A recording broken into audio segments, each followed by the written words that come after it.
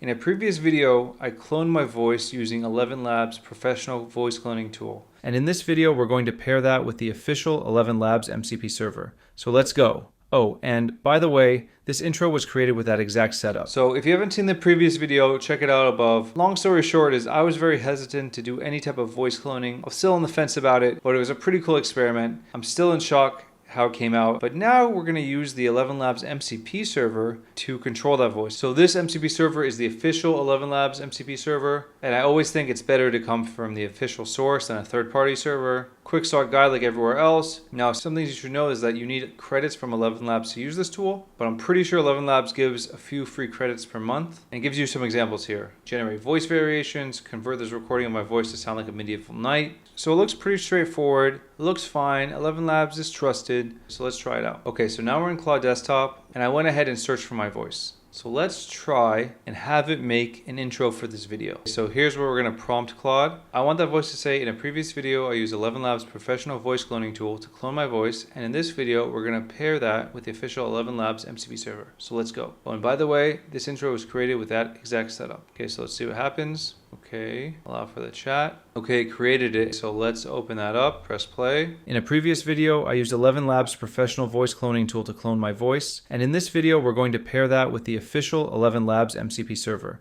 So let's go. Oh, and by the way, this intro was created with that exact setup. Damn, that was good. Wow, this is really cool. So here's the thing. It saved the file to my desktop, which it makes sense. It has to save the file somewhere, but it didn't ask for permission to access the desktop, didn't ask permission to access the file system, didn't mention anything about that in the GitHub page. And maybe that's obvious to you, but it's kind of setting off a few alarm bells just seeing with these MCP servers. Some of them, they ask permission if they're done correctly, but there's also ways to circumvent that whole thing and get to your file system or whatever else without explicit permission. So that's just something to keep in mind as we explore other MCP servers. And we could run it through the MCP Evaluator to see if it catches the fact that it stores stuff on the file system. I'm curious. So we're going to use the MCP Evaluator v3. We're going to take the URL, paste it in, and let's see what happens. And I'll come back to you guys when it's done and we'll look at it together. It's like, bro, you didn't ask my permission? Okay, so the evaluator came back. It takes almost 10 minutes, but it does a very thorough job. So let's just look at it. So security assessment summary. Let's go down to privacy. User data is sent to ElevenLabs cloud services. We expect that. But local file storage is used. So again, they didn't mention that at all on their GitHub page.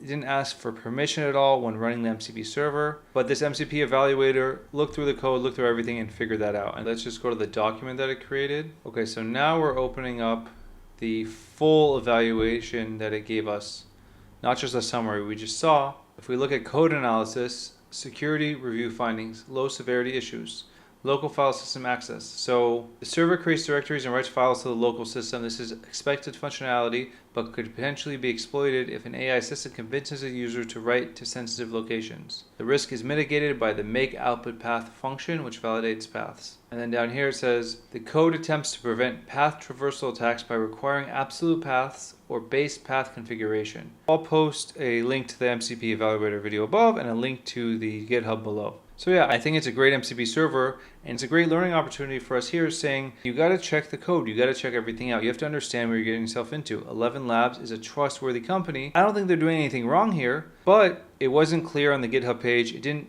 tell us it was using the file system, it just used it. Knowing that, I'm even more inclined to check every MCP server, even the official MCP servers from known companies before installing them, because I want to know all the permissions they have. And I may even change the evaluator to point out extra permissions that weren't clear from the official GitHub page, because who knows what else is happening behind the scenes where we can't see it. Anyways, this is a really cool MCP server. There's so much more you can do with it. And we only did one thing in this video, and that was use the voice I cloned previously to create an intro. You can do sound effects. You can just do so many other things with this. So I hope you learned something or found this video interesting. If you have any feedback, drop it in the comments below. If you haven't done so already, subscribe to the channel. It really helps me grow. Thank you guys for watching and have a great day.